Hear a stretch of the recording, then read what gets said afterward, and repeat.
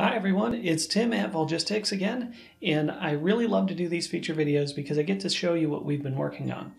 Now, if you've used the schedule at all in Volgistics, you may have wondered what these little figures and boxes mean. Well, they're a good way to indicate how a volunteer is scheduled. So an empty box represents what we call a schedule opening. This is an actual structured shift that you want a volunteer to fill. The figure icon represents a volunteer, so of course a figure inside the box is a volunteer who is filling a schedule opening, and a figure outside of a box is a volunteer who's scheduled without filling an opening. Now, we've just released an update that makes some significant changes to how you use scheduling. Now, of course, you can still schedule volunteers the same way you always have.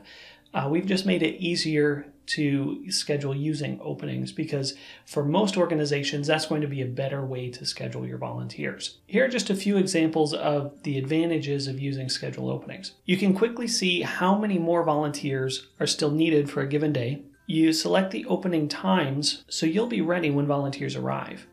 Openings let you prevent overbooking so you don't end up with too many people for the job. If a volunteer can't make their shift, there will be an unfilled opening slot left behind, so you know that you need another volunteer.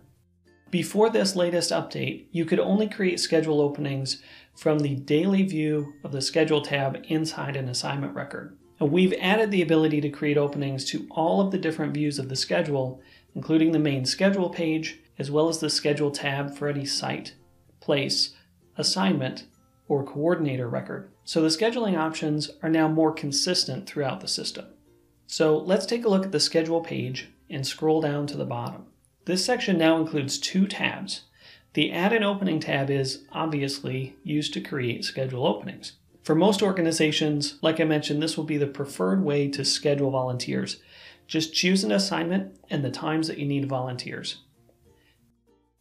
You can make it a one-time opening if it only happens once, or you can make it ongoing and select the repeating frequency that you'd like. You can also enter the number of volunteers you need to create more than one slot.